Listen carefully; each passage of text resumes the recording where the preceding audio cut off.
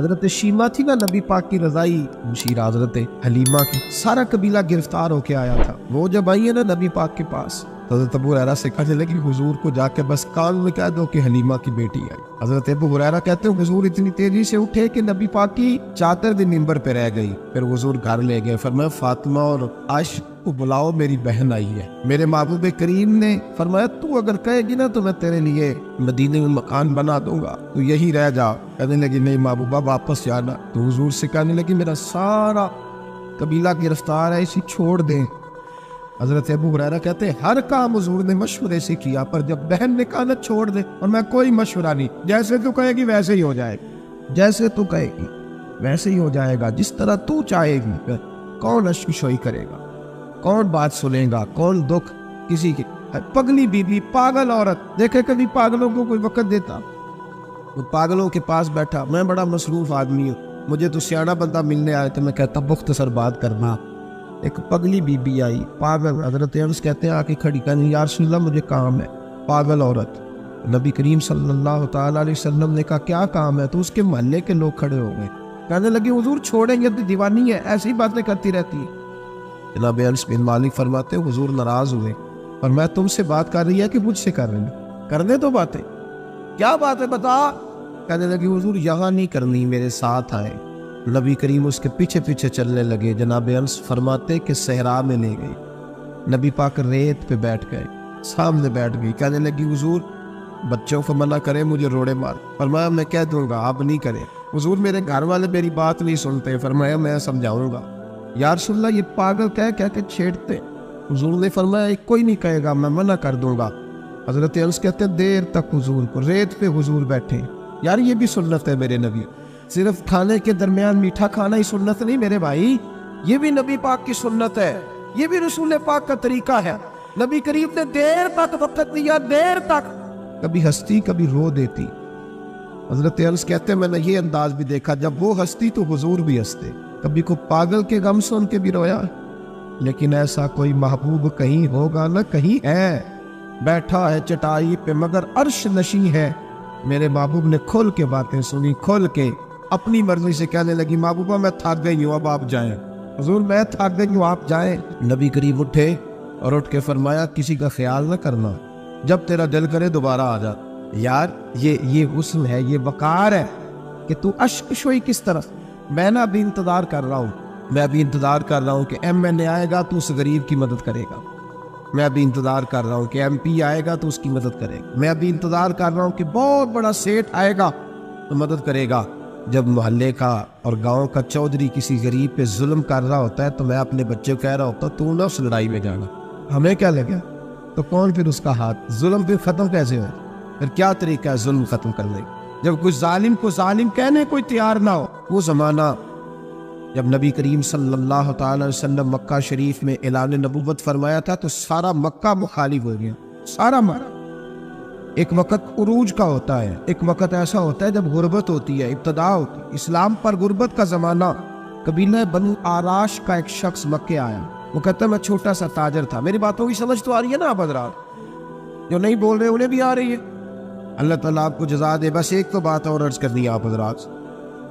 حضرت طارق بن عبداللہ رضی اللہ تعالیٰ عنہ اس کے راوی ہیں، فرماتے ہیں وہ بنو آراش کا رہنے والا شخص آیا، وہ کہتا میں چھوٹا سا تاجر تھا، بیوپاری تھا، میں گاؤں سے جانور اونٹ گھوڑے خریدا کرتا، مکے میں لا کے بیچتا، مدینے میں لے جا کے بیچتا، طائف میں۔ میں ایک دفعہ نا بڑے سرخ رنگ کے خوبصورت 2 اونٹ مکے لایا۔ میں مکے کے لوگوں کو زیادہ نہیں جانتا تھا، منڈی میں جو لوگ آتے جاتے تھے انہیں جانتا تھا، مال بیچ کے چلا جاتا تھا۔ آج میں مکے میں داخل ہوا تو ابو جہل مجھے کہنے لگا یہاں ایک شخص نے دعویٰ نبوت کیا، اس کے قریب نہ جانا۔ میں نے کہا ٹھیک ہے نہیں جاؤں گا۔ میں نے اونٹ دکھائے تو ابو جہل کو پسند آ گئے، سودا ہو گیا، اونٹ خرید لیے۔ وہ شخص کہتا ہے کہ اونٹ خرید کے نہ تو کہنے لگا فلاں محلے کی فلاں گلی کے فلاں کونے میں میرا گھر ہے، کل آ کے پیسے لے جانے۔ کہتے میں اگلے دن پیسے لینے گیا تو کہنے لگا آج نہیں میرے پاس، کل آنا۔ میں اگلے دن پھر گیا، پیسے، کہنے لگا نہیں کل آ۔ ہوٹل ہوتے نہیں تھے، مکے میں میرا رشتہ دار کوئی نہیں تھا، میں فٹ پاتھ پہ سوتا، جو چند کھجوریں اور سرکہ میرے پاس تھا وہ پہلے دن ہی ختم ہو گیا۔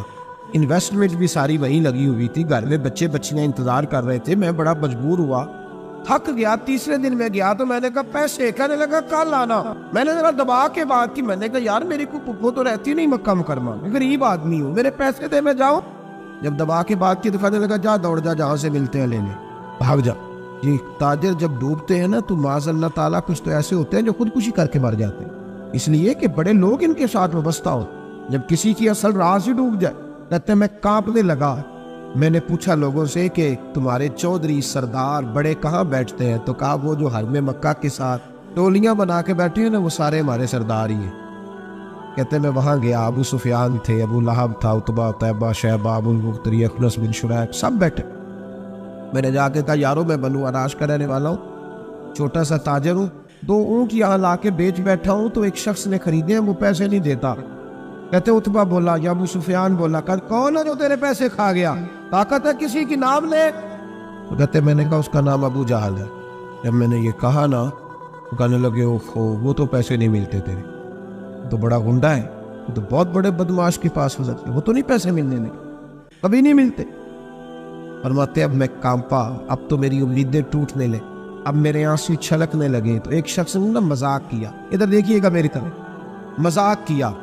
کہتے سامنے نا خانہ کعبہ کی دیوار کے ساتھ ٹیک لگا کے رسول پاک تشریف فرما، نبی کریم بیٹھے ہوئے، نبی کریم۔ تو ایک بندے نے معاذ اللہ ثم معاذ اللہ نقل کفر نہ باشد، اس نے نا مذاق کیا، کہنے لگا وہ جو بندہ بیٹھا ہے وہ تیرا مسئلہ حل کر سکتا ہے۔ کہتے اس نے مذاق کیا، باقی ہنسنے لگے۔ مجھے سمجھ نہ آئی کہ بھیجتے بھی ہیں اور مذاق بھی اڑاتے ہیں، لیکن ڈوبتے کو تنکے کا سہارا میں حضور علیہ السلام کے قریب پہنچا۔ نبی کریم کچھ وظیفہ پڑھ رہے تھے۔ یہ غریب آدمی نا بیچارہ وزیر سے بھی ڈرتا ہے تو پیر سے بھی ڈرتا کہ کہیں طبیعت پہ کوئی چیز گرا نہ گزر جائے۔ تو کہتا ہے میں ڈرتے ڈرتے نا پیچھے بیٹھ گیا کہ فارغ ہوں گے تو میں بات کروں گا۔ فرماتے میں ابھی پیچھے بیٹھا ہی تھا، پورا بیٹھا بھی نہیں تھا کہ میرے رسول پاک نے میری طرف توجہ فرمائی، رخ میری طرف پھیرا، 2 جملے نبی پاک نے کہے تو مجھے یوں لگا جیسے پردیس نے مجھے ماں مل گئی۔ 2 جملے، پہلا فقرہ حضور نے فرمایا پردیسی لگتے ہو، اور دوسرا فقرہ فرمایا پریشان لگتے ہو۔ فرماتے ہیں بات چھم چھم میرے آنسو گرے، چھم چھم۔ اور بھائی کوئی اپنا ملے تو رونے کا مزہ آتا ہے، کوئی دکھ پوچھے تو پھر بتا آنسو گرائے نا، ہر ایک کو تو دکھ سنائے بھی نہیں جاتے۔ وہ شاعر اردو کا ہے، آپ کی سمجھ میں آ گیا تو بڑا اچھا ہے۔ اس نے کہا تھا کہ ہجوم غم میں بھی توہین ضبط غم نہ ہوئی، ہم اس احتیاط سے روئے کہ آنکھ نم نہ ہوئی۔ ہجوم غم میں بھی توہین ضبط غم نہ ہوئی، ہم اس احتیاط سے روئے کہ آنکھ نم نہ ہوئی۔ اب روئے بھی ہیں پر ہم نے کوشش کی ہے کہ کوئی ہمارے آنسو نہ دیکھے، چھپ چھپا کے روئے۔ فرمانے لگے نبی رحمت صلی اللہ علیہ وسلم نے فرمایا پردیسی اور پریشان لگتے ہو۔ کہتے میں جب رویا نا تو کریم رسول نے کام بھی نہیں پوچھا، یہ بھی نہیں پوچھا مسئلہ کیا، مجھے تبکی دی۔ فرمایا چپ کر، روتا کیوں ہے؟ جیسے تو کہے گا ویسے ہی ہو جائے گا۔ کیا کہا بریلی کے امام نے؟ فرمانے لگے غم زدوں کو رضا مجدہ دیجیے کہ ہے، جاؤ اعلان کر دو، غم زدوں کو رضا مجدہ دیجیے کہ ہے، بے کسوں کا سہارا ہمارا ہے۔ نبی کریم نے فرمایا فکر نہ کر، جیسے تو کہے گا ہو جائے۔ کہتے حضور پہلے مجھے گھر لائے، سرکہ کھلایا، کھجوریں دی، دودھ پلایا، میں 2-3 دنوں کا بھوکا تھا، میں نے راج کے کھایا۔ کہتے جب میں سیر ہو گیا نا میری تسلی ہو گئی۔ اب حضور نے فرمایا بتا تیرا مسئلہ کیا ہے؟ سارا علاقہ کسی اور طرف ہے، شہر کسی اور طرف ہے، پر میرے نبی حق کے ساتھ ہے۔ حالات نہیں ہے اس وقت کہ حق کے ساتھ کھڑا ہوا جائے، پر حضور حق کے ساتھ ہے۔ میرے نبی کریم سید عالم صلی اللہ تعالی علیہ وآلہ وسلم نے فرمایا، کریم رسول فرمانے لگے کیا مسئلہ ہے؟ ابو جہل پیسے نہیں دیتا۔ فرمایا اس نے کیوں نہیں دینے، دے گا پیسے، کیوں نہیں دینے پیسے؟ دیکھ کچھ لوگ شرافت کو بزدلی سمجھتے۔ وہ ایک درویش تھا تو کسی نے سخت بات کر دی تو کہنے لگا میرے ساتھ سخت بات نہ کر، ایٹ سیٹ تے پکھڑا کوار گندل اسی اور بھی بوٹیاں جان گے، ایٹ سیٹ تے پکھڑا کوار گندل تے اسی۔ اور اس کا ترجمہ اقبال نے بھی کیا۔ اقبال کہنے لگے وہ ہلکا یارا تو بریشم کی طرح نرم، پر رزم حق و باطل ہو تو فولاد ہے مومن، رزم حق و باطل ہو تو اشداء علی الکفار رحماء بینہم، کافر پہ سخت اور آپس میں رحم دل، یہ اصول ہے مومن کا۔ نبی کریم نے فرمایا کیوں نہیں پیسے دینے، دے گا۔ ان الذین قالوا ربنا اللہ ثم استقاموا تتنزل علیہم الملائکہ، جو رب کا نام لے کے ڈٹ جائے اللہ اس کی مدد کے لیے فرشتوں کا نزول فرما دیا کرتا ہے۔ نبی کریم علیہ السلام ساتھ چلے آہستہ آہستہ، اور بھائی کونسلر رکا بھی لکھ دے تو اس کی مہربانی۔ ویسے تو کونسلر کے دروازے پہ سویرے کو چلا جائے نا غریب آدمی، امیر آدمی پہ تو خیر پرچہ بھی ہو تو ایسا ایسا سب پوچھتے ہیں، چوہدری صاحب درخواست آئی ہوتا کی کر دیں، تو غریب آدمی کو لے جاتے ہیں، تو وہ پھر جاتا ہے بیچارہ کونسلر صاحب کے پاس، چودھری صاحب کے پاس، تو پھر اندر سے پیغام آتا ہے کہ چودھری صاحب ٹوتھ پیسٹ کر رہے ہیں، پھر پیغام آتا ہے کہ بریڈ گرم ہو رہا ہے، پھر پتہ چلتا ہے کہ اب اخبار پڑھ رہے ہیں۔ وہ غریب باہر بیٹھا ہے، پھر باہر آ کے پوچھتے ہیں گاڑی کرا کے لائے ہو، وہاں کیسے جانا ہے؟ وارث شاہ مان کری نہ وارثاں دا، رب بے وارثا کر کے مار دائی، بے پروائی ویک سجن دی جتھے کسے دی پیش نہ جاوے، اونے تاجاں والے در در رولے، تاجاں والے در در رولے تے منگتے تخت بٹھاوے، وہ سجنا کسے نو کارا مل دائی، کوئی کعبے او خالی آم ڈار اس کی بے نیازی۔ اور بڑے بڑے حاجی نمازی، ناراض نہ ہونا میری بات سے، بڑے بڑے حاجی نمازی حق کی بات کرنی ہوتی ہے تو پیچھے ہٹ جائے۔ ایک بابا بلے شاہ صاحب کی بات نہ کرتے درمیان میں، بابا صاحب نے بڑا شکوہ کیا، کہنے لگے آج بھی کیتی جاندے ہو تے لہو بھی پیتی جاندے ہو، آج بھی کیتی جاندے ہو تے لہو بھی پیتی جاندے ہو، کھو کے مال یتیماں دا تے بھیج مسیتی جاندے ہو، پٹ دلاں دے سیندے نہیں تے ٹوپیاں سیتی جاندے ہو، نفس تے چھری پھیر دے نہیں تے دمبے کیتی جاندے ہو، فرض فلائی بیٹھے ہو تے نفلہ نیتی جاندے ہو، او دسو تے سی بلے شاہ نو ایک ہی کیتی جاندے ہو، او کچھ دسو تے سی بلے شاہ ایک ہی کیتی۔ نبی کریم صلی اللہ علیہ وسلم نے فرمایا دینا کیوں ہم آپ کے ساتھ، حضور ساتھ چلے۔ تو وہ شخص کہتے ہیں جب گلی میں حضور جا رہے تھے نا تو میرے دل میں خیال آ رہا تھا کہ وہ تو بڑا بدماش ہے اور حضور تو بولتے بھی دھیما دھیما ہے، وہ تو بڑا گنڈا ہے، اور میں 100 باتیں کرتا تو حضور ایک جواب دیتے، نیچی نظروں کی شرم و حیا پر درود، اونچی بینی کی رفعت پہ لاکھوں سلام۔ تو محبوب پاک کیسے بات کریں گے؟ وہ تو بڑا بے حیا ہے، لیکن کہتے سارے رستے حضور نے کوئی بات نہ کی، کک سواد نہیں مشری اندر، اسا کھنڈا بھی چک ڈٹھیاں، اینا ساریاں شہواں نالوں گلاں سجن دیاں مٹھیاں۔ یہ کس قسم کا عذاب ہے؟ جوئے پڑ گئے، ٹٹیاں آ گئے، یہ اللہ نے عذاب نازل کیا۔ جب وہ عذاب میں مبتلا ہوئے تو موسیٰ علیہ السلام سے کہا کہ آپ اللہ سے دعا کریں کہ ہم سے یہ عذاب ٹل جائے، اگر ایسا ہوا تو ہم ایمان لے آئیں گے، بنی اسرائیل کو بھی آزاد کر دیں گے۔ لیکن موسیٰ علیہ السلام کی دعا کے نتیجے میں جب عذاب ٹل جانے کے بعد فرعونی پھر اپنے وعدے سے پھر گئے۔ بنو قریظہ والوں نے بھی کئی دفعہ حضور سے وعدے کیے پر اپنے وعدوں پر قائم ہیں۔ ایک بات آپ سے یہاں روک کے عرض کر دوں، ہم بھی کئی دفعہ کہتے ہیں ذرا بریک کبھی گاڑی کی نہیں نہ لگتی تو ہم ارادہ کرتے ہیں کہ آج سے ہی نماز شروع کر دینی، ذرا طبیعت زیادہ لیل ہوتی ہے تو ارادہ کرتے ہیں نا کہ بھائی آج کے بعد ہم نے نیک، پھر کیا ہوتا ہے شفا ہو گئی تو چھٹی ہو گئی۔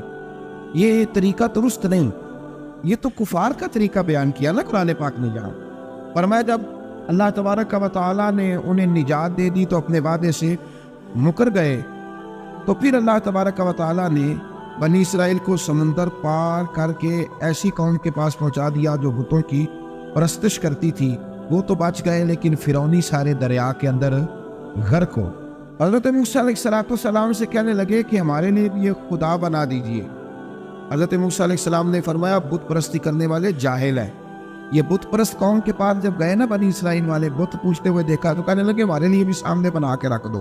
فرمایا یہ تو جاہل ہے، تم انہیں دیکھ کے اثر قبول کر رہے اور اپنی جاہلیت کے باعث یہ ہلاک ہونے والے بھی ہیں۔ پھر اللہ تعالیٰ نے بنی اسرائیل پر اپنی نعمتوں کا ذکر فرمایا، اور موسیٰ علیہ السلام نے اپنی قوم میں ہارون علیہ السلام کو اپنا جانشین فرمایا اور کوہ طور پر تشریف لے گئے۔ اللہ نے فرمایا وہاں آ جائیں، میں آپ کو تورات عطا کرتا ہوں۔ 40 دن کا یہ عرصہ تھا۔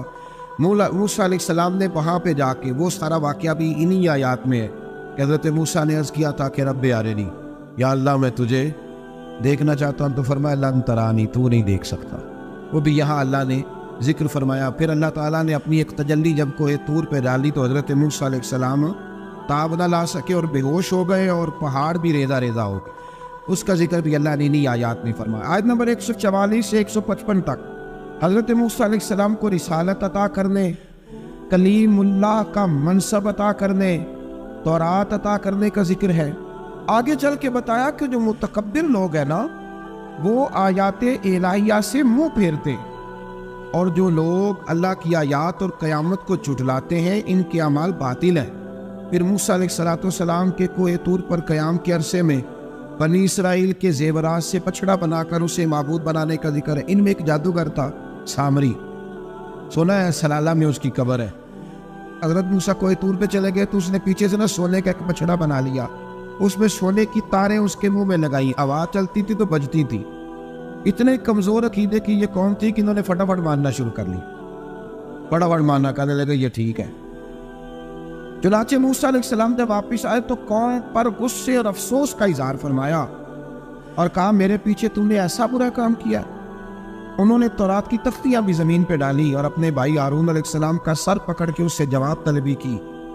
उन्होंने कहा ऐ मेरे माँ जाए, बड़े खूबसूरत लफ्ज है कुरान पाक, ऐ मेरे माँ जाए, ऐ मेरे भाई, कौम ने मुझे बेबस कर दिया और करीब था कि ये मुझे कत्ल भी कर देते। अब आप मुझ पर सख्ती करके दुश्मनों को हंसने का मौका ना दें, कभी भी दुश्मनों को अपने ऊपर हंसने का मौका न देना चाहिए। फिर आयत नंबर 151 में मूसा अलैहिस्सलाम की दुआ और कलिमाती इस्तिगफार का जिक्र है। आगे चल के बताया कि गुस्सा ठंडा होने पर मूसा अलैहिस्सलाम ने तौरात की तख्तियों को उठाया जिनकी तहरीर में अल्लाह से डरने वालों के लिए हिदायत और रहमत की बिशारत थी। आयत नंबर 156 से लेकर 158 तक में मूसा अलैहिस्सलाम की दुआ का जिक्र है, जिसमें उन्होंने अपनी कौम के लिए अल्लाह ताला से दुनिया और आखिरत की भलाई मांगी। अल्लाह ताला ने फरमाया ये कामिल नेमत मैं उन लोगों को अता करूँगा जो ईमान के साथ तकवा भी इख्तियार करें, ये उन्हें मिलेगी नेमत। और फिर वो ज़कात देंगे और इस अजीम रसूल यानी नबी करीम सल्लल्लाहु ताला अलैहि वसल्लम की वो पैरवी करेंगे। ये आयत नंबर 158 है, ये सूरह आराफ की। चूँकि हुजूर अलैहिस्सलाम की बड़ी अज़मतों का अल्लाह करीम ने यहाँ जिक्र इरशाद फरमाया है और एक तफसील है नबी करीम सल्लल्लाहु ताला अलैहि वसल्लम की सीरत मुबारका की। अल्लाह तबारक व तआला कभी तौफीक दे, अल्लाह ताला कभी हिम्मत दे तो इन आयात पर गौर करें तो वो बातें जो कुरान ने बयान की हैं हुजूर, वो भी बड़ी शानदार है। कुरान मजीद में अल्लाह करीम ने फरमाया जो लोग पैरवी करेंगे इस रसूल की जो बगैर पढ़े हुए दुनिया में आए, दुनिया में आके किसी से पढ़ा, बेपढ़े रसूल की जो पैरवी करेंगे। कौन से रसूल? अल्लज़ी यजिदूनहु मकतूबन इंदहुम फित-तौराति वल इंजील।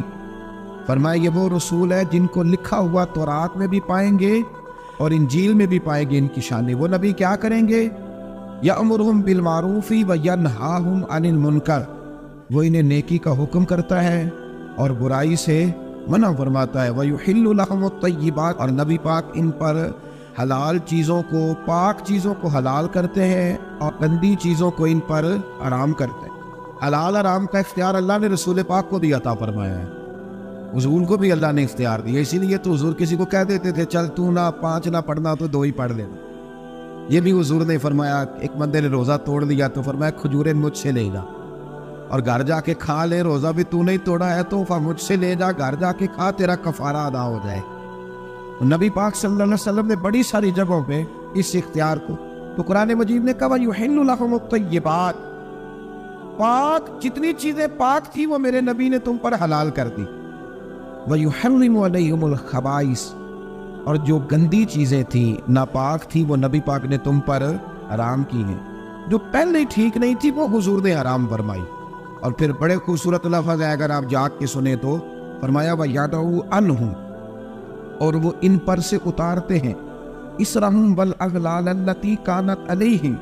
फरमाया नबी पाक इनसे इनका बोझ उतारते हैं और काटते हैं वो जंजीरें जिनमें ये लोग जकड़े हुए थे, गुलामी की जंजीरें, सख्त तरीन अहकाम की जंजीरें। फरमाया मेरे रसूल तो दुनिया में जंजीरें काटने के लिए आए, हुजूर ने लोगों की जंजीरें काट दी। फरमाया फल्लज़ीना आमनू बिही व अज़्ज़रूहु व नसरूहु, फरमाया जो लोग इस नबी पर ईमान लाएंगे, उनकी ताज़ीम करेंगे, उनके दीन की मदद करेंगे, वत्तबउन नूरल्लज़ी उनज़िला मअहु, और उस नूर की पैरवी करेंगे जो हमने नबी पाक के साथ उतारा है। वो क्या है? हुजूर के साथ क्या उतरा है? कुरान मजीद। फरमाया जो उसकी पैरवी करेंगे उलाइका हुमुल मुफ़लिहून, यही लोग हैं कामयाब होने वाले। और अगली आयत में फरमाया महबूब आप कह दें, आज फिर खुल के ऐलान कर दे, क्या? का कुल या अय्युहन्नासु इन्नी रसूलुल्लाहि इलैकुम जमीआ।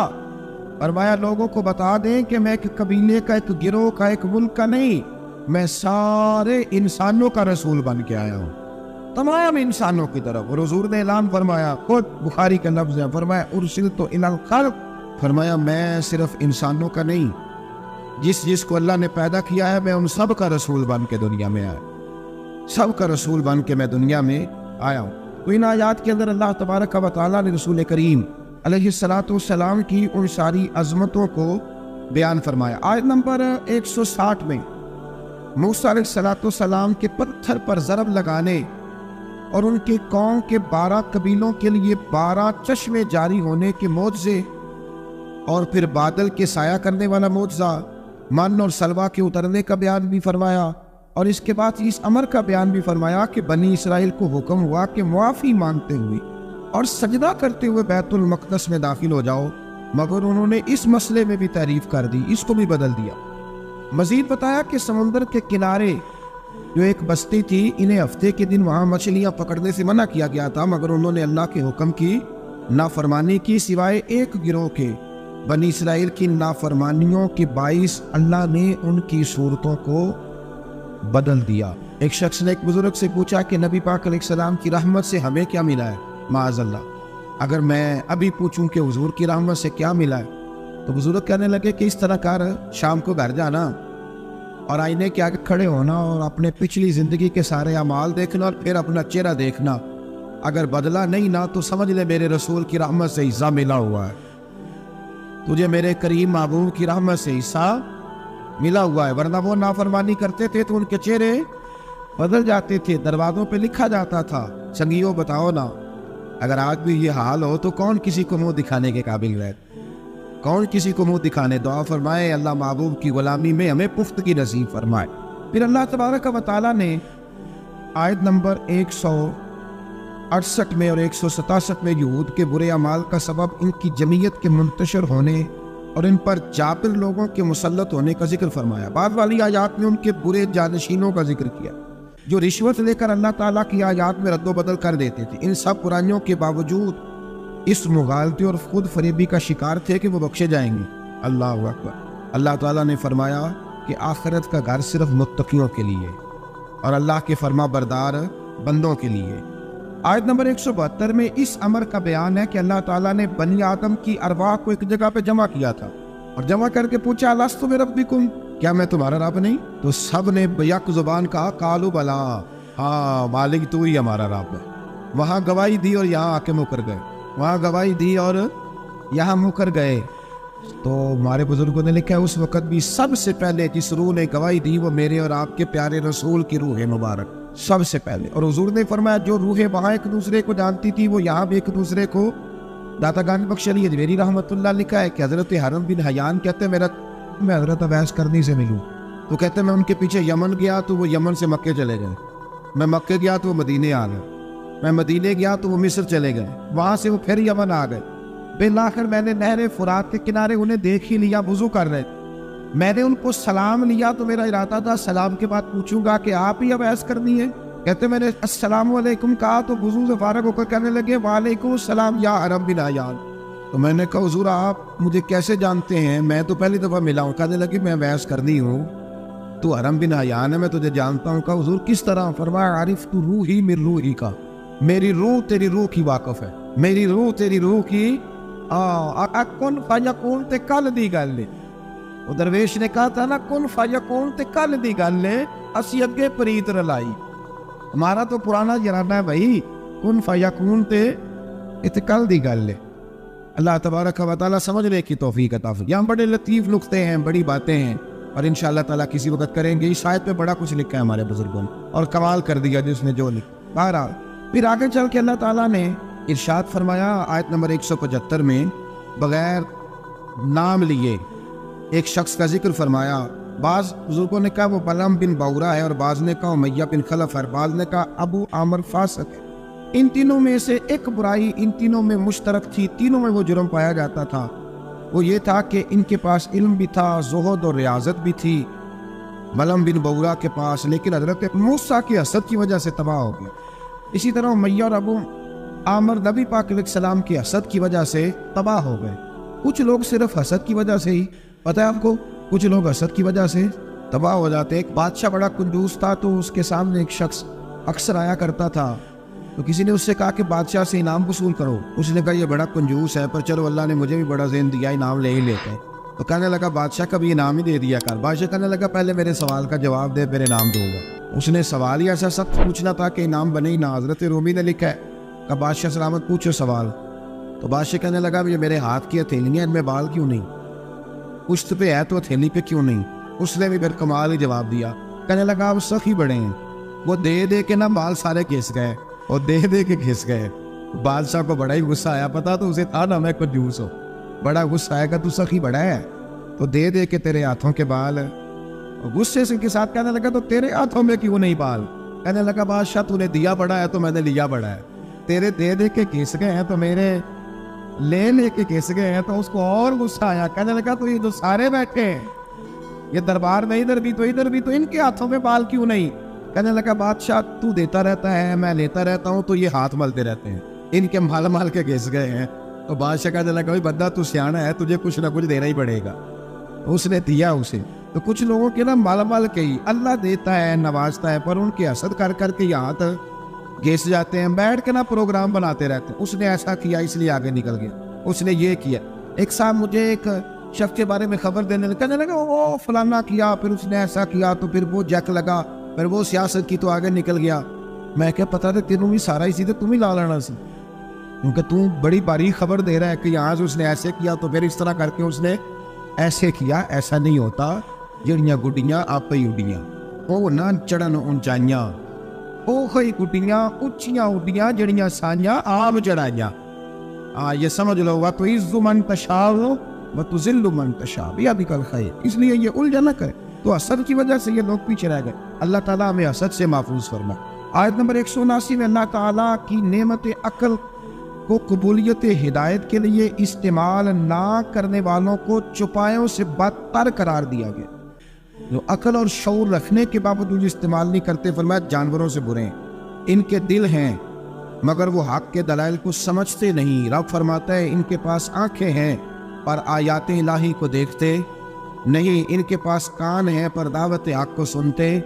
آیت نمبر 180 میں اللہ تعالیٰ کی اسماء حسنیٰ کے ساتھ پکارنے کا ذکر ہے کہ رب کو پیارے پیارے ناموں کے ساتھ پکارا کرو. رحمان کہہ کے پکارو، رحیم کہہ کے پکارو، ستار اور غفار کہہ کے پکارو. اللہ اکبر. آیت نمبر 186 سے 188 میں منکرین کے قیامت کے بارے میں پوچھنے اور قیامت کے اچانک آنے کا ذکر ہے. رسول اللہ صلی اللہ علیہ وسلم کو بارگاہ ربوبیت میں عجز و نیاز کی تعلیم دیتے ہوئے فرمایا کہ محبوب آپ یہ کہہ دیں کہ میں اپنی ذات کے لیے خود سے کسی نفع اور نقصان کا مالک نہیں ہوں مگر جو اللہ چاہے، اور اگر میں اپنی ذات سے غیب کو جانتا تو میں آج خود خیر کثیر جمع کر لیتا اور مجھے کوئی تکلیف نہ پہنچتی. یعنی غیب کے علوم اور ساری نعمتیں رب ہی عطا کرتا ہے، رب ہی عطا کرتا ہے، اور کبھی بھی کوئی تکلیف پہنچے تو اس کی قضاء و قدر سے پہنچتی ہے. یہ اللہ کی قدرت ہوتی ہے. اگر کبھی کسی کو کوئی تکلیف، زیادہ تر تکلیفیں اس کے پیاروں کو پہنچتی، مطلب یہ تو نہیں نا کہ وہ ناراض ہے، اس میں کوئی اس کی حکمت ہے. آیت نمبر 199 اور 190 میں بتایا کہ تمام بنی آدم کو ایک جان حضرت آدم علیہ السلام سے پیدا کیا ہے، اور اسی سے اس کا جوڑا بھی بنایا تاکہ وہ اس سے سکون حاصل کرے. اور جب بیوی امید سے ہو تو میاں بیوی تندرست لڑکے کی دعا کرتے ہیں اور شکر ادا کرنے کا اقرار کرتے ہیں. لیکن جب اللہ تعالیٰ ان کو عطا کرتا ہے تو یہ لوگ اس کے ساتھ شریک بنا لیتے ہیں. اس کے بعد والی آیات میں کفار کے معبودان باطل کے عجز، کمزوریوں اور احتیاج کا ذکر فرمایا. دیکھیں نا آپ، جب تک تو بچہ پیدا نہیں ہوتا تو دعائیں ہوتی رہتی ہیں، اور جب پیدا ہو جاتا ہے تو پھر ڈھول بجنے شروع ہو جاتے. کئی دفعہ دل کرتا ہے پوچھنے کو کہ یار یہ تمہیں اللہ تعالیٰ نے دیا ہے نا، تو چاہیے تو یہ تھا کہ بچہ پیدا ہوتے ہی سجدے میں گر جاتے. اگر تو یہ طریقہ کفار کا بیان کیا یہاں، لیکن مسلمانوں کی تعلیم کے لیے بیان ہو رہا ہے. اکثر بھائی میں نے 6 من مٹھائی بانٹ ڈالی، اتنا میں نے کیا، تو بھائی نفل کتنے پڑے، اس پر کوئی توجہ نہیں ہے. اسی طرح کا ہمارا معاملہ یہ ہے کہ جب تک تو کوئی بندہ بیمار رہتا ہے تو دعائیں چلتی رہتی ہیں، اور تندرست ہو کے آ جائے تو وہ بھول جاتا ہے. اللہ تبارک و تعالی ہمیں ہر حال میں اپنی یاد کی توفیق عطا فرمائے. آیت نمبر 194 میں مشرکوں کے معبودان باطلہ کے بارے میں بتایا کہ وہ تمہاری ہی طرح مخلوق ہے جن کو تم پوجتے ہو، اور آنکھ، کان، ہاتھ اور پاؤں کی نعمت سے بھی محروم ہے. یعنی وہ خود ہی عاجز اور بے بس ہے، کسی کو نفع یا نقصان پہنچانے پہ قادر نہیں ہے. یہ چیزیں اللہ تعالیٰ کے اختیار میں. آیت نمبر 199 میں اخلاقی اسنا کی جامع ترین تعریف اللہ تعالیٰ نے سرکار دو عالم صلی اللہ علیہ وسلم سے فرمایا، جو وہ قصوروار معذرت طلب کرتے ہوئے آپ کے پاس آئے اسے معاف کر دیجیے۔ محبوب جو معافی مانگے اسے معاف کر دیجیے، اچھی باتوں اور نیک کاموں کو حکم دیجیے، اور ناسمجھ لوگوں سے الجھنے کی بجائے رخ انور پھیر لیجیے۔ اور اگر شیطان وسوسہ اندوزی کرے تو اعوذ باللہ پڑھیے، اللہ کے ذکر سے شیطان کی شر سے پناہ حاصل ہو جائے گی، یعنی جھگڑا نہیں کرنا، اعوذ باللہ پڑھ لینی، خود بخود شیطان بھاگ جائے گی۔ سورہ اعراف کے آخر میں آیت نمبر 204 میں اللہ نے فرمایا، جب قرآن پڑھا جائے تو غور سے سنو اور خاموش رہو تاکہ تم پر رحم کیا جائے۔ اللہ تبارک و تعالیٰ توفیق عطا کرے۔ آگے سورہ انفال شروع ہو جاتی ہے اسی پارے کے آخر میں۔ یہ سورہ انفال جو ہے یہ مدنی صورت ہے، اور عربی زبان میں انفال کہتے ہیں مال غنیمت کو۔ تو اس وجہ کہ مال غنیمت کا بیان ہے، اور اس کے ساتھ ساتھ اللہ تبارک و تعالیٰ نے اس میں جنگ بدر کے احوال کو، واقعات کو بڑی تفصیل سے بیان کیا۔ اس کی آیت نمبر 2 سے کامل مومنوں کی صفات بیان کی گئی ہیں۔ اس میں اللہ تعالیٰ نے فرمایا کہ جو کامل مومن ہیں وہ اللہ تعالیٰ سے ڈرتے ہیں، آیات الہی سن کر ان کے ایمان کو تقویت ملتی ہے۔ وَإِذَا تُلِيَتْ عَلَيْهِمْ آیَاتُهُ زَادَتْهُمْ ایمانا، جب اللہ کی آیتیں پڑھی جاتی ہیں تو ان کے ایمان بڑھتا ہے، یعنی ان کے ایمان میں پختگی آ جاتی ہے۔ فرمایا وہ اپنے رب پر بھروسہ بھی کرتے ہیں، نماز بھی قائم کرتے ہیں، زکوٰۃ بھی ادا کرتے ہیں۔ فرمایا یہ ہیں جو سچے پکے مومن ہیں۔ پہلے فرمایا کہ اللہ سے ڈرتے ہیں، پھر فرمایا جب قرآن پڑھا جائے تو ایمان مضبوط ہوتا ہے، پھر فرمایا اپنے رب پہ بھروسہ کرتے ہیں، پھر فرمایا نماز قائم کرتے ہیں، پھر فرمایا زکوٰۃ۔ یہ کون ہے؟ یہ پکے مومن۔ آیت نمبر 5 میں فرمایا کچھ لوگ جہاد کے لیے دل و جان سے آمادہ نہ تھے، اندر سے پروگرام نہیں تھا، اور مجاہدین کی خواہش یہ تھی کہ ابو جہل کی قیادت میں مشرکین مکہ کے مسلح اور منظم لشکر کی بجائے ابو سفیان کا وہ جو تجارتی قافلہ ہے اس سے ٹکراؤ ہو جائے۔ اللہ تعالیٰ نے مشرکین مکہ سے تصادم کو مقدر فرمایا تاکہ حق کی حقانیت اور غلبہ ثابت ہو جائے۔ اگرچہ کچھ لوگوں کا ارادہ یہی تھا کہ جنگ بدر میں ابو جہل کے لشکر سے ٹکرانا، آپ کو پتہ ہے نا کہ ابو سفیان قافلہ لے کے آ رہا تھا، اس کے لیے مسلمان نکلے تھے، وہ تو بچ کے نکل گیا، پھر ابو جہل 1000 کا لشکر لے کے آ گیا۔ تو اللہ فرماتے ہیں کہ اللہ نے اس لیے تمہارا ان سے مقابلہ کرایا تاکہ اللہ حق کو واضح کر دے۔ آیت نمبر 9 سے لے کر 24 تک بتایا گیا ہے کہ اللہ تعالیٰ نے بدر میں مجاہدین کے اطمینان قلب کے لیے اور فتح کی بشارت کے طور پر فرشتے نصرت کے لیے بھیجے۔ فرشتے آئے مدد کرنے۔ میدان بدر میں سخت زمین اور پانی کے چشموں پر کفار کے پاس تھے، اور نرم زمین جس پر چلنا دشوار تھا مسلمانوں کے پاس تھی، اور پانی کی بھی قلت تھی، جس کی وجہ سے مسلمانوں کے دلوں میں طرح طرح کے وہم پیدا ہوتے تھے۔ اللہ تعالیٰ نے بارش برسائی، مسلمانوں نے وافر پانی جمع کر لیا، اور ان کی شرعی اور طبی ضروریات بھی پوری ہوئی۔ شرعی ضرورت کون سی ہوتی ہے جی؟ پانی کی، وضو کرنا، غسل کرنا، یہ کون سی ضرورت ہے؟ اور طبی ہے کہ پانی کا پینا۔ اور دلوں کو بھی اطمینان ملا کہ اللہ نے بارش عطا کر دی۔ اللہ تعالیٰ نے میدان جہاد میں پسپائی اختیار کرنے والوں کو اپنے غضب کا حقدار قرار دیا۔ میدان بدر میں رسول اللہ صلی اللہ علیہ وسلم نے مٹھی میں ریت لے کر کافروں کی جانب پھینکی، مٹھی میں پکڑ کے حضور نے پھینکی تو فرمایا یہ لوگ رسوا ہو جائیں، یہ ریت ان کی آنکھوں میں جا پڑی۔ اللہ تعالیٰ نے فرمایا کہ اے رسول صلی اللہ علیہ وسلم، وہ خاک آپ نے نہیں پھینکی بلکہ وہ تو اللہ نے پھینکی ہے۔ جس وقت آپ نے پھینکی تھی لیکن در حقیقت وہ اللہ نے پھینکی۔ کہا محبوبہ تو نے نہیں پھینکی، اور میں نے پھینکی ہے، اس لیے کہ ہاتھ تھیرے تھے، طاقت خدائی تھی، طاقت خدائی تھی۔ تو اس طرح اگر حضور کسی کی مدد کرتے ہیں، مشکل کشائی فرماتے ہیں، تو دراصل وہ کون کر رہا ہے؟ اللہ۔ اللہ تعالیٰ نے بدر کو فیصلہ کل جنگ قرار دیا، اور مسلمانوں سے فرمایا اے ایمان والو، اللہ اور اس کے رسول کے بلانے پر فوراً حاضر ہو جایا کرو جب رسول تمہیں اس چیز کی طرف بلائیں جو تمہارے لیے حیات آفری ہے۔ یہ آیت نمبر آج جا کے ملاحظہ کیجئے گا 24، اور پھر اس کی تفسیر جس نے بھی لکھی ہے نا وہ پڑھ لیجئے گا۔ اتنا وقت نہیں کہ میں تفسیر میں جاؤں، جب بھی اللہ رسول بلائے فوراً حاضر ہو جاؤ۔ حالانکہ اللہ تو بلاتا ہی نہیں، بلایا کون کرتے تھے؟ نبی کریم علیہ السلام۔ حضرت سعید بن معلہ رضی اللہ تعالیٰ عنہ کہتے ہیں میں نماز پڑھ رہا تھا تو حضور نے بلایا، میں جلدی سے نماز پڑھ کے فارغ ہو کے حاضر ہوا تو حضور نے فرمایا میں نے بلایا تو آیا کیوں نہیں؟ عرض کی حضور نماز پڑھ رہا تھا، اور میں نماز پڑھتا تو قرآن نہیں پڑھتا۔ سورہ انفال میں رب فرماتا ہے جب میرا رسول بلائے فوراً حاضر ہو جایا کرو، یعنی معنی یہ ہے کہ نماز توڑ کے آنا چاہیے تھا، یہاں میرے اعلیٰ حضرت نے لکھا ہے حضور بلائے تو نماز چھوڑ کے چلا جا اور واپس آ کے نہ جہاں سے چھوڑی تھی وہیں سے شروع کر لے. سجدہ صاحب کی بھی ضرورت نہیں، تو نماز مکمل کر لے. جتنی دیر تو مصطفیٰ کی بارگاہ میں حاضر تھا سمجھ لے میں رب کی عبادت میں ہی موجود. ہاں اس لیے اقبال نے کہا تھا آزاد وزل سے تیرے عشق کا ترانہ بنی، اور نماز تو اس کے نظارے کا ایک بہانہ بنی. اور ادائے دید سراپا نیاز تھی تیری، بس کسی کو دیکھتے رہنا نماز تھی تیری.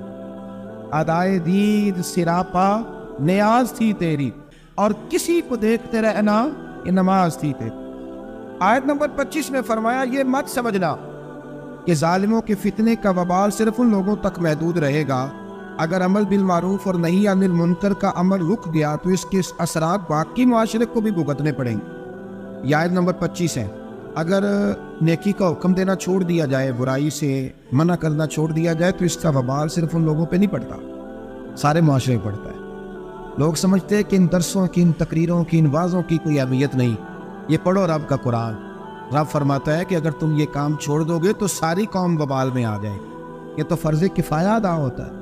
بڑے سارے لوگوں کی طرف سے یہ معاملہ، یہ قرآن پڑھ رہا ہوں، قرآن پاک واضح آیات میں یہ حکم ہے. لوگ کہتے ہیں جی اتنا سال ہو گئے درس دیتے پھر لوگ بدلے کیوں نہیں؟ تو میں نے کہا ہمارے ذمہ اذان پڑھنا ہے، بندوق لے کے لوگوں کو لانا نہیں. ہم اذان دیتے رہیں گے، پھر جسے اللہ توفیق دے گا وہ انشاءاللہ نماز بھی پڑھ ہی لے گا. مؤذن کی ڈیوٹی ہے کہ وہ اذان پڑھے، اس کی یہ ڈیوٹی نہیں کہ بندوق لے کے جائے اور لوگوں کو گھروں سے نکال کے لائے. آیت نمبر 26 میں ہجرت سے پہلے مسلمانوں کی بے بسی اور بعد میں اللہ کی مدد سے مضبوط ہونے اور اس نعمت پر اللہ کا شکر ادا کرنے کا بیان ہے. مزید فرمایا کہ اللہ اور اس کے رسول سے خیانت نہ کرو. یا ایھا الذین آمنوا لا تخونوا اللہ والرسول. فرمایا اللہ اور اس کے رسول سے خیانت، یہ آیت نمبر 27 ہے. اور فرمایا اپنی امانتوں میں بھی خیانت نہ کرو اگر کہ تم جانتے ہو اللہ رسول سے خیانت کیا ہوتی. تو اس آیت کے تحت حضرت عبداللہ ابن عباس فرمایا کرتے تھے جس نے فرض چھوڑے اس نے اللہ سے خیانت کی، اور جس نے سنت کو چھوڑا اس نے نبی پاک سے خیانت کی. اللہ تعالیٰ فرض ادا کرنے کی بھی توفیق دے اور مصطفیٰ کی سنت کا پیار بھی عطا فرمائے. آیت نمبر 30 میں ہجرت کے موقع پر مشرکین مکہ نے اپنی پارلیمنٹ میں، دارالندوہ جو ان کی پارلیمنٹ تھی جس میں وہ بیٹھتے تھے، رسول اللہ صلی اللہ علیہ وسلم کے بارے میں وہاں بیٹھ کے جو مشاورت کی تھی اس کے احوال اللہ نے بیان کرتے ہوئے فرمایا اس وقت کو یاد کرو جب کافر آپ کے خلاف سازشیں کر رہے تھے تاکہ آپ کو قید کریں یا معاذ اللہ ثم معاذ اللہ قتل کریں یا جلا وطن کریں. کیا خوبصورت انداز ہے. اللہ فرماتا ہے وہ اپنی سازشوں میں لگے ہوئے تھے اور اللہ تعالیٰ اپنی خفیہ تدبیر فرما رہا تھا، اور اللہ بہترین تدبیر کرنے والا ہے. کہتے ہیں جو میرے خلاف سازشیں کر رہے ہیں، میں نے کہا چھوڑ، تو رب کی مدد حاصل کر، اللہ بہترین تدبیر کرنے والا ہے. آیت نمبر 32 سے 35 میں فرمایا کفار مکہ اپنی سرکشی کی وجہ سے اس طرح کے مطالبات کرتے تھے کہ اگر آپ کے پاس یہ قرآن حق ہے تو اللہ سے دعا کیجیے کہ ہم پر آسمان سے پتھر برسائے یا ہمیں دردناک عذاب دے. یہ وہ کہا کرتے تھے، مگر اللہ نے فرمایا کیا محبوب جب تک آپ ان میں موجود ہیں اللہ انہیں عذاب نہیں دے گا. آد دو بھائی، جب تک آپ موجود ہیں اللہ عذاب. اور ایک جملہ اور سن لیں، میرا تو ایمان ہے کہ جب تک گنبد خضرا موجود ہے، جب تک گنبد خضرا موجود، اس دھرتی پہ عذاب. یہ دنیا ایک سمندر ہے مگر ساحل مدینہ ہے. یہ دنیا جل کے بجھ جاتی مگر حائل مدینہ ہے. یہ دنیا جل کے بجھ جاتی مگر یہ زمین پہ مدینہ ہے. اسی لیے تو ہر جگہ سبزہ اگتا ہے، ورنہ جو ہم کام کرتے ہیں وہ تو جل کے مرنے والے ہیں. تو فرمایا محبوب جب تک آپ موجود ہیں اللہ عذاب. اور سجنوں ذرا آنکھیں کھول کے سننا، اگر حضور موجود ہو، اگر حضور موجود ہو تو رب کافر کو عذاب نہیں دیتا تو محمد عربی کے غلاموں کو کیوں عذاب دے گا؟ جب ان کے دشمنوں کو عذاب نہیں دیتا ان کے ہوتے ہوئے. اسی لیے حضرت انس بن مالک نے پوچھ لیا تھا یا رسول اللہ قیامت والے دن کہاں تلاش کروں؟ موٹی بات ہی کر دی، ترمذی میں موجود ہے. حضور نے نہیں فرمایا کہ چل نماز روزہ سیدھا کر، مجھے ڈھونڈ کے کیا کرے گا. حضور کہاں تلاش کروں؟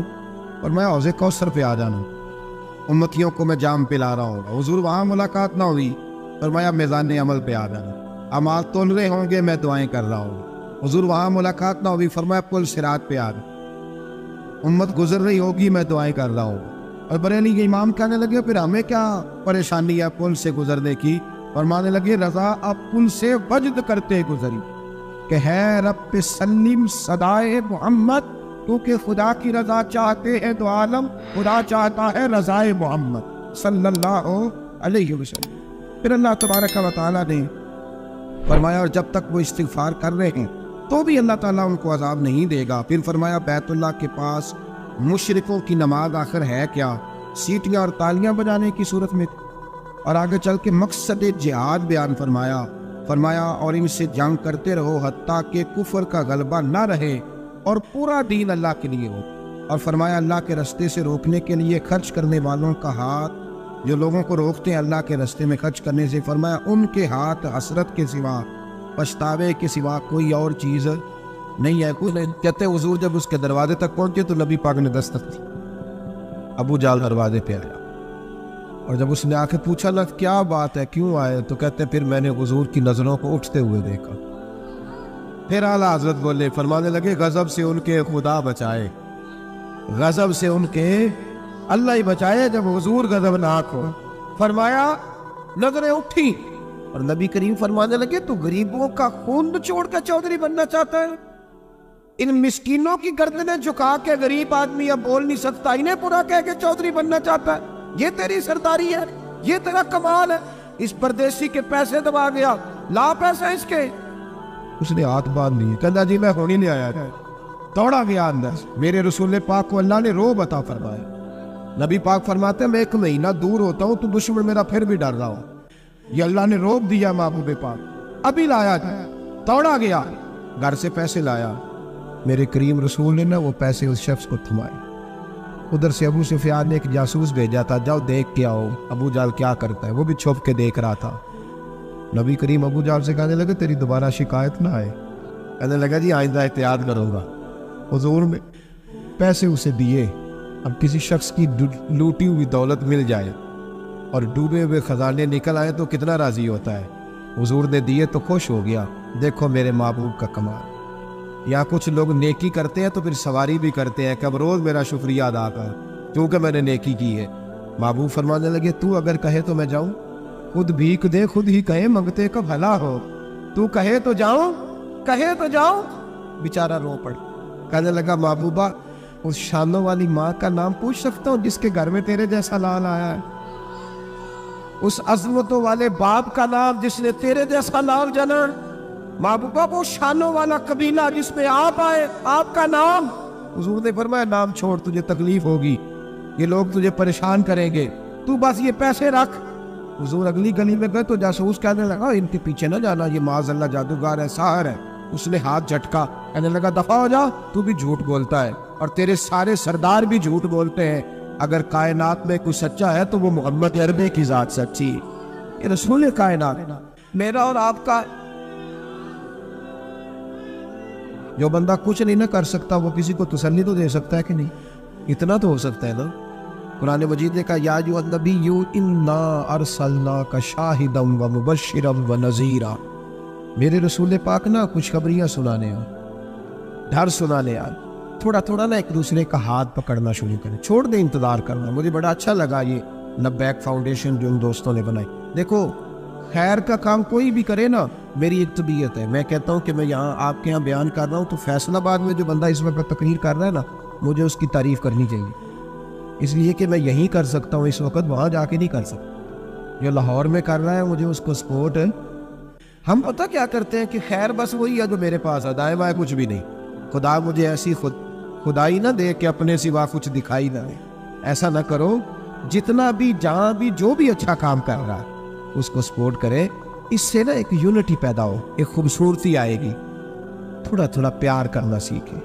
ہم پتہ کیا کرتے ہیں، جب بھی اینک لگاتے ہیں تو ڈھونڈتے ہیں کہ کوتاہی کہاں پڑی ہوئی ہے، وہ کوئی کوتاہی مل جائے تو اس کو ڈسکس کریں۔ اچھے لوگ یہ کام نہیں کرتے، اچھے لوگ کوتاہی نظر آئے تو آنکھ بند کر لیتے ہیں، خوبی نظر آئے تو دنیا کو بتاتے ہیں۔ یہاں علماء بیٹھے، آپ پوچھ لیجئے گا، شریعت کا مسئلہ ہے کہ جب کسی کو غسل دو نا، اگر کوئی اچھی چیز نظر آئے تو لوگوں کو بتاؤ، حکم ہے۔ پتہ ہے آپ کو چہرہ جی کھیل گیا تھا، میں نے دیکھا ہے، روشنی پھیل، یہ بتاؤ۔ لیکن اگر کوئی بری شے نظر آئے، کف لسان، چپ کر۔ حضور نے حکم دیا اذکروا محاسن ما اتاکم، او کما قال صلی اللہ علیہ وسلم، جب تم میں سے چلا جائے تو اس کی اچھی اچھی باتیں بیان۔ برائیاں ہوں بھی تو ان سے صرف نہ. آج پتہ کیا ہو رہا ہے, ایک بندے میں 99 خوبیاں ہیں, ان کو کوئی نہیں بیان کر رہا. جو ایک خامی ہے نا وہ ہر بندے کو نظر آ رہی. تھوڑا تھوڑا پیار کریں. اخلاق کا مطلب یہ ہے کہ آپ کس طرح محبت بانٹ سکتے ہیں, کس طرح لوگوں کے ساتھ بھلائی کر سکتے ہیں, کس طرح آپ آگے بڑھ سکتے ہیں. بات یہ ہے کہ بہت ساری باتیں ایسی ہیں, ابھی آتے آتے میرے کان میں بھی کچھ کہا جا رہا تھا, کیونکہ سوشل میڈیا نا جی, تو دوست جو ہیں وہ باتیں سنتے رہتے ہیں, کرتا رہتا ہوں میں. اللہ تبارک و تعالیٰ توفیق عطا فرمائے. ایک حدیث میرے ذہن میں اور ہے, جیسا کہ انہوں نے اشارہ دیا, میں نا اسی انداز میں وہ والی روایت چلے بیان کر, ان کی بات بھی پوری ہو جائے گی اور عنوان بھی تھوڑا سا آگے چلا جائے گا. نبی کریم علیہ الصلوۃ والسلام جب احساس فرماتے تھے نا, احساس, تو وہاں میرے نبی پاک نے جانور کا بھی احساس. پتہ کیا ہوتا ہے, جب احساس پیدا ہو جائے تو پھر سب کا ہو جاتا, اور جب نہیں نہ پیدا ہوتا تو پھر اپنا ابا بھی روتا رہتا, پھر اپنی اماں بھی پریشان رہتی. احساس کی شدت. حضرت ابوبکر صدیق رضی اللہ تعالیٰ عنہ فرماتے ہیں, میں نبی کریم صلی اللہ تعالیٰ علیہ وسلم کے ساتھ تھا, ہم ایک جگہ سے گزر رہے تھے تو رش بہت زیادہ تھا. یہ بخاری میں بھی ہے لیکن زیادہ تفصیل حضرت امام جلال الدین سیوطی کی الحاوی الفتاویٰ میں آپ کو ملے. کہتے ہیں کہ گزر رہے تھے تو رش تھا, تو حضور نے فرمایا پتہ کرو یہاں کیا ہے. کہتے میں گیا تو کہا یا رسول اللہ, ایک اونٹ پاگل ہو گئی, لوگوں کاٹ رہا ہے. نبی کریم نے فرمایا پیچھے ہٹو, میں چلتا ہوں. اب یہ لفظ لکھے امام سیوطی نے کہ لوگ نا اونٹ کو قابو کرنے کی کوشش کر رہے تھے تو نیزے مار رہے تھے, تیر. آپ کو پتہ ہے نا, ہلکان کرنا چاہتے ہیں کہ وہ جو ہے نا وہ اس قدر کمزور ہو جائے کہ گر جائے. پاگل جو ہو گیا تھا کاٹ رہا. کہتے ہیں حضور نے جب اس کی کیفیت دیکھی تو نبی پاک نے جلال فرمایا پیچھے ہٹ جاؤ, یہ کیا طریقہ ہوا. مت حضور نے انہیں پیچھے کیا تو وہ اونٹ, جانور. یہ صحیح بخاری کی متواتر درجے کی حدیث ہے. نبی کریم نے فرمایا ارسلت الی الخلق, میں صرف انسانوں کا نہیں, میں اللہ کی ساری مخلوق کا رسول بن کے آیا. میں مخلوق کا رسول ہوں, مخلوق کا. وما ارسلناک الا رحمۃ للعالمین. نبی کریم صلی اللہ تعالی علیہ وسلم نے جب دیکھا تو اونٹ حضور کی طرف دوڑتا آیا, اس نے آ کے حضور کے قدم چومے. رسول کریم نے اس کی پشت پر ہاتھ پھیرا. امام سیوطی نے لکھا کہ اونٹ کی آنکھوں میں آنسو آ گئے. ایسا بھی کبھی ہوا ہے وہ رو پڑا تو میرے محبوب نے فرمایا اس کے مالک کو بلاؤ. جب تک وہ مالک کو بلانے گئے حضور نے رسی لی, اس کے ناک میں نکیل ڈالی. حضور نے اسے باندھا, چارہ کھلایا, پانی پلایا, اور جب مالک آیا تو حضور نے فرمایا وہ پاگل نہیں ہے, وہ تو تمہاری شکایت کر رہا. وہ کہتا ہے حضور ضرورت سے زیادہ بوجھ ڈالتا ہے اور چارہ اور پانی بھی وقت پہ نہیں دیتا, وہ تو شکایت کا ہے. جب احساس پیدا ہوگا نا, احساس, تو پھر دروازے پہ بندھی ہوئی بھینس کا بھی خیال آ گئے. لیکن جب اخلاق سے انسان عاری ہوتا ہے پھر اس کی زندگی اپنی ذات سے شروع ہو کے اپنی ذات پر ختم ہوتی ہے. وہ سوے لال زار پھرتے ہیں, وہ سوے لال زار پھرتے ہیں, وہ سوے لال زار پھرتے ہیں, وہ سوے لال زار پھرتے ہیں. تیرے دل ہے بہار پھرتے ہیں, پھرتے ہیں, تیرے دن اے بہار پھرتے ہیں, تیرے دن اے بہار پھرتے ہیں.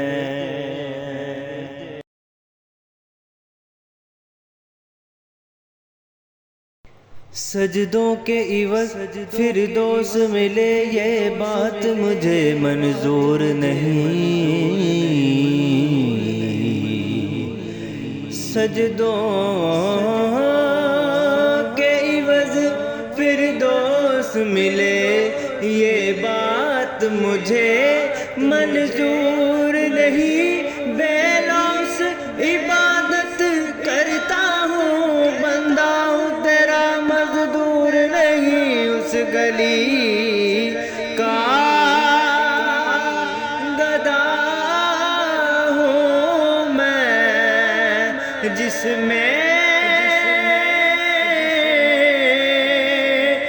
گلی کا ہاں جتھے سونا عربی مدنی ماہی بڑے نازاں دے نال پھردا رہیا اس گلی کا گدا ہوں میں جس میں